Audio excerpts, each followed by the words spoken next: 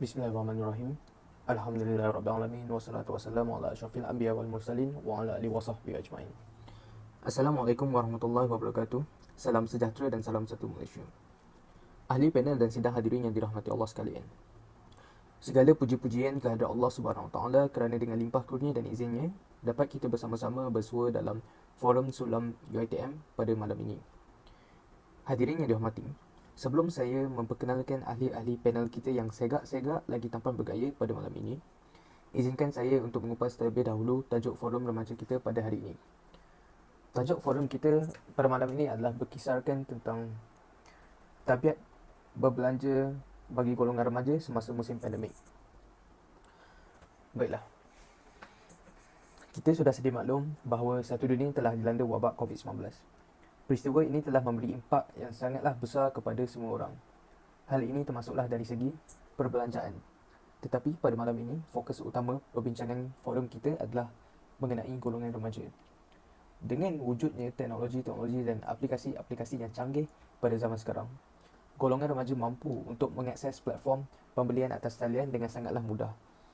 Untuk dijadikan contoh, antara aplikasi-aplikasi pembelian atas talian yang terkenal di negara kita adalah seperti Shopee, Carousel, Lazada. Malah, aplikasi media sosial juga boleh berjual beli iaitu seperti Instagram, Facebook dan TikTok. Ini secara tidak langsung telah menggalakkan golongan remaja untuk berbelanja dengan sakan walaupun pada musim pandemik. Statistik telah menunjukkan walaupun pada musim pandemik, kedai-kedai yang bukan keperluan telah ditutup. Namun, ramai orang telah berbelanja lebih daripada musim tiada pandemik. Persoalannya, dari manakah golongan remaja ini dapat duit untuk berbelanja di atas talian sedangkan mereka masih di bangku persekolahan? Baiklah sidang hadirin, sebelum kita menelusuri lebih mendalam mengenai topik perbincangan kita ini, moleklah untuk kita berkenalan terlebih dahulu dengan kedua panel kita pada malam ini. Panel pertama kita adalah saudara Ashraf bin Fauzi yang merupakan ahli panel kita yang pertama. Selamat datang saudara, apa khabar? Selamat petang Tuan Moderator. Alhamdulillah saya sihat. Seterusnya, saya perkenalkan ahli panel kedua kita iaitu saudara Izzy. Selamat datang saudara Izzy, apa khabar? Alhamdulillah saudara puan, saya sihat sahaja. Alhamdulillah, selesai sesi pengenalan kita. Tanpa membuang masa, marilah kita sambung berbincang mengenai tajuk forum kita pada malam ini. Sidang hadirin yang dihormati sekalian, soalan pertama saya akan ajukan kepada panel pertama kita iaitu saudara Ashraf. Apakah punca wang berbelanja? Maksudnya dari manakah golongan remaja ini dapat wang mereka untuk berbelanja di platform-platform beli belah atas talian? Mohon pencerahan. Okay, terima kasih Tuan Moderator Majlis. Seperti mana yang umum tahu, cara wang datang dalam hidup kita hanya ada dua. Sama ada ianya diberikan oleh orang lain ataupun kita bekerja untuk mendapatkan wang tersebut. Bagi remaja, kebanyakan mereka masih tinggal bersama dengan ibu bapa, terutamanya di musim pandemik ini. Hal ini kerana pelajar dan juga mahasiswa yang di kalangan remaja yang kebanyakannya daripada kalangan remaja tidak boleh pulang ke kolej ataupun asrama jika tiada sebab yang munasabah. Oleh itu, ini menjadikan mereka masih ditanggung oleh ibu bapa mereka dan duit mereka kebanyakan datang daripada ibu bapa mereka. Namun, banyak ibu bapa juga sedar bahawa mereka sudah boleh untuk mencari duit sendiri, maka ibu bapa mereka hanya akan memberikan duit untuk keperluan hidup saja, seperti duit untuk makan, duit untuk kesihatan dan juga duit untuk perkara yang paling penting di zaman pandemik ini, itu keperluan untuk pembelajaran atas talian. Okey. Seperti mana yang saya katakan tadi, hanya ada dua cara untuk mendapatkan wang. Sama ada ianya diberi ataupun kita bekerja untuk mendapatkannya. Oleh itu, punca wang yang kedua dalam kalangan remaja ialah tak lain dan tak bukan bekerja ataupun berniaga. Terdapat beberapa sebab mengapa remaja bekerja ataupun berniaga di usia yang sangat muda. Pertama, tidak semua di kalangan kita ataupun tidak semua remaja dilahirkan dalam keluarga yang berkemampuan. Statistik pada tahun 2019 menunjukkan kadar kemiskinan mutlak di Malaysia ialah 5.6%. Kadar ini dijangka meningkat memandangkan ketika pandemik COVID-19 ini banyak perniagaan yang tutup selamanya kerana tidak boleh beroperasi semasa Perintah Kawalan Pergerakan.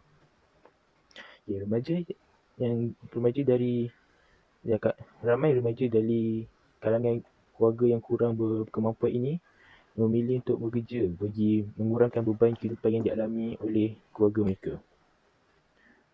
Mereka tidak ingin menjadi beban kepada keluarga mereka, maka mereka berusaha untuk mendapatkan duit sendiri bagi menanggung diri mereka.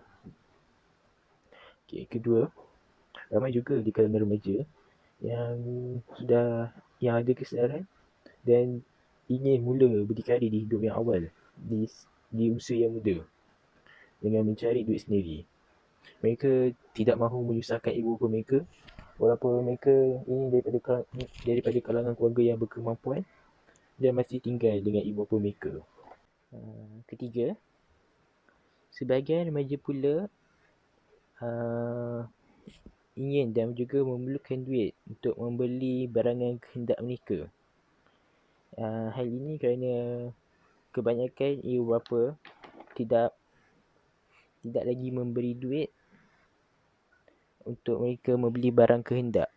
Kebanyakan ibu bapa hanya memberi duit kepada mereka untuk membeli barangan keperluan seperti makanan, peralatan untuk pelajaran atas talian dan juga kesihatan.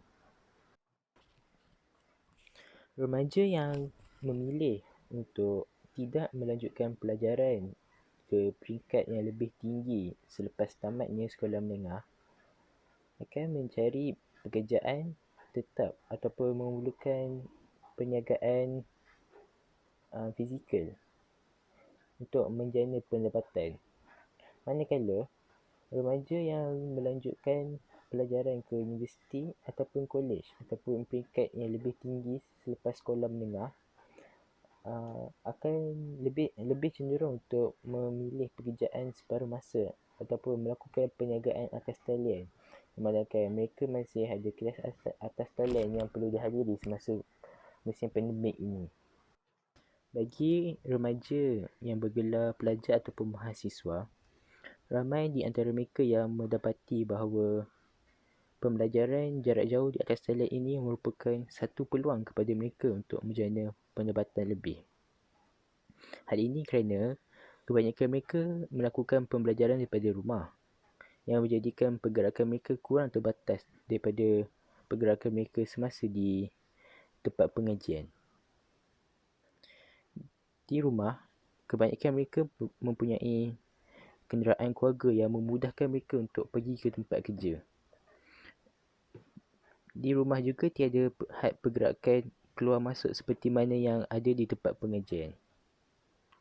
Hal ini memberi kemudahan kepada remaja yang melakukan pekerjaan separuh masa untuk bekerja lebih masa dan menjana pendapatan lebih memandangkan gaji mereka dibayar mengikut jam. Bagi mereka yang berniaga di atas talian pula, kebebasan pergerakan ini juga memudahkan mereka untuk mengpos ataupun menghantar barang yang dijual oleh mereka di atas talian. Itu sahaja daripada saya. Terima kasih. Terima kasih kepada saudara Ashraf atas penjelasan yang cukup baik saya kira. Baiklah. Sekarang soalan saya yang seterusnya adalah kepada panel kedua kita iaitu saudara Izzy. Apakah kesan kepada golongan remaja yang membeli barang keperluan dan kehendak. Mohon penjelasan. Terima kasih Speaker Akmal. Bismillahirrahmanirrahim. Assalamualaikum warahmatullahi wabarakatuh. Hari ini saya akan mengutarakan tentang kesan membeli barang keperluan dan kehendak. Pertama, kita mesti tahu maksud dan makna keperluan dan kehendak tersebut. Keperluan merupakan kepentingan asas yang diperlukan oleh setiap manusia untuk meneruskan kehidupan atau meneruskan aktiviti seharian mereka. Contoh keperluan ni adalah membeli makanan ataupun mengisi minyak motor pun juga satu keperluan jika untuk menggerakkan diri dari satu tempat ke tempat yang lain.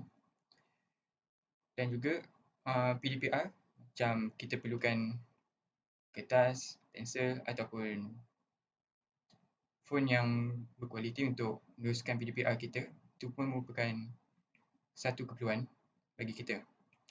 Kedua, kehendak. Kehendak pula bermaksud keinginan terhadap sesuatu barang yang kita mahukan supaya kita rasa lebih selesa daripada keadaan asal. Contohnya, kita mempunyai kasut, tapi kita ada kasut yang baru keluar, kita beli lagi kerana kasut tu lebih cantik. Kita beli tu kerana kita rasa macam buatkan kita lebih selesa dipakai, rasa macam kepuasan bagi kita. Okay. Pertama, saya nak menghuraikan tentang kebaikan membeli barang keperluan. Seperti yang kita tahu, kalau kita tak beli barang keperluan, kita seperti sukar untuk melakukan sesuatu perkara. Jadi kebaikannya, kalau ada barang keperluan ni, segala aktiviti kita atau seharian kita akan jadi lebih lancar tanpa merasakan kesukaran. Contohnya, baru-baru ini yang kita dapat tahu yang telefon Yes tu yang diberikan, telefon bantuan tersebut mempunyai masalah teknikal dan ia sesuatu keperluan tetapi tidak mencukupi. Jadi, kita perlukan telefon yang lebih berkualiti agar PDPR kita dapat berjalan dengan lancar. Seterusnya, kebaikan terhadap kehendak adalah seperti kita dalam musim lockdown atau Perintah Kawalan Berkurung (PKP), kita akan sentiasa berasa stres atau rasa macam tidak tenang. Lagi dalam keadaan PDPR yang agak memberi tekanan kepada kita. Jadi, barang-barang kehendak ni diperlukan untuk menghilangkan rasa stres dan buat kita rasa lebih bermotivasi lagi untuk meneruskan PDPR kita secara online ni. Contohnya, kita ada duit sedikit untuk membeli poster motivasi atau barang-barang yang dapat menenangkan fikiran kita seperti buku teks atau buku latihan, malah kita membeli barang selain daripada itu. Contohnya, kita beli aksesori motor ataupun barang aksesori di perhiasan meja. Setakat itu saja daripada saya. Terima kasih.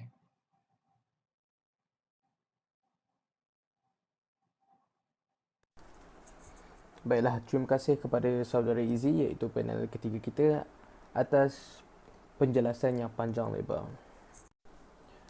Sekarang, tibalah kita pada segmen yang terakhir kita, iaitu saya ingin bertanyakan soalan ini kepada kedua-dua panel iaitu saudara Ashraf dan saudara Izzy.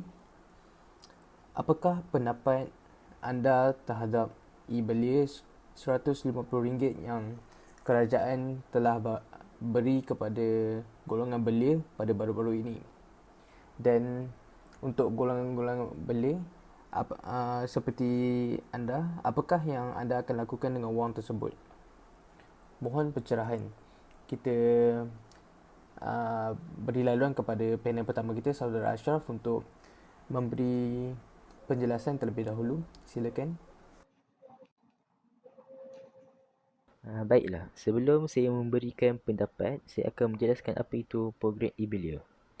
Program e-Belia merupakan salah satu inisiatif yang telah diumumkan di bawah Belanjawan 2021 dan bertujuan meringankan beban kewangan selain menggalakkan perbelanjaan secara tanpa tunai di kalangan belia serta pelajar sepenuh masa di Institut Pengajian Tinggi tempatan yang berdaftar. Program ini dijangka memanfaatkan sekitar 2 juta rakyat Malaysia dengan jumlah pendudukan sebanyak 300 juta.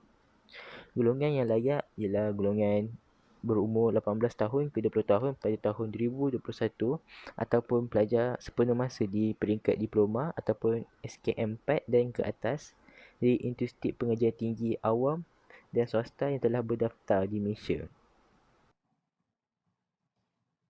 Pada pendapat saya, program ini amat bermanfaat kepada remaja dan pelajar di seluruh Malaysia. Hal ini kerana ramai pelajar yang pendapatan keluarganya terjejas akibat pandemik COVID-19 ini.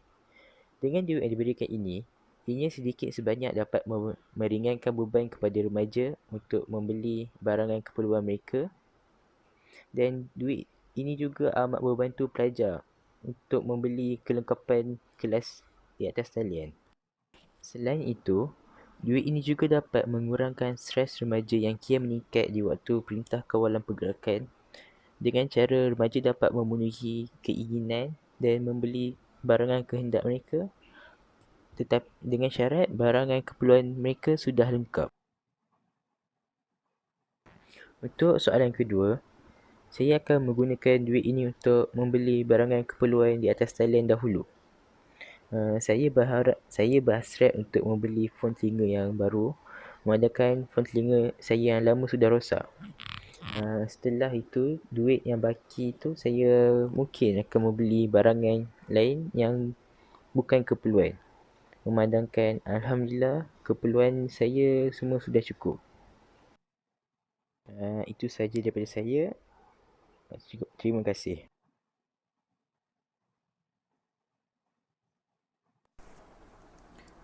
Terima kasih kepada saudara Ashraf atas penjelasan yang sangat jelas. Sekarang saya mohon pencerahan daripada panel kedua kita pula. Silakan. Pada pendapat saya terhadap e-Belia di RM150 ni, dia merupakan bantuan yang amat efektif dan membangsakan kepada semua mahasiswa dan yang berumur 18 hingga 20 tahun kerana saya sebagai student dan juga remaja bahawasanya kami ada wang simpanan tersebut tapi kita gunakan untuk bank keperluan. Dengan ada yang RM150 ni, kami dapat membeli barang-barang kehendak kami seperti poster ataupun figurin ataupun barang alat lukis kerana alat-alat barang-barang seperti ini dapat meriliskan tension, menghilangkan stres kita dan merasa kepuasan terhadap diri kita yang kita dah tersimpan lama. Maklumlah yang kita ni dah gunakan duit tersebut semata-mata untuk keperluan PDPR kita, tetapi ada yang RM150 ni kita dapat gunakan dengan membeli barang yang kita nak selama ni, yang kita pendam selama ni, tanpa merasakan sebarang keberatan. Pendapat saya yang RM150 ni amat bantulah terhadap pelajar, lagi yang tidak berkemampuan dan kurang pendapatan. Terima kasih. Terima kasih saudara Izzy atas penjelasan yang sangat baik. Alhamdulillah, tibalah kita ke penghujung sesi kita. Kesimpulannya, janganlah jadikan PKP sebagai alasan untuk kita berbelanja luar daripada kemampuan kita, termasuklah membuat pembelian secara dalam talian. Dalam tempoh jangka masa yang panjang, tabiat ini boleh memberi ancaman kepada situasi kewangan kita. Oleh itu, sebaik-baiknya rancanglah pembelanjaan kita dengan baik. Sekian, saya tutup majlis dengan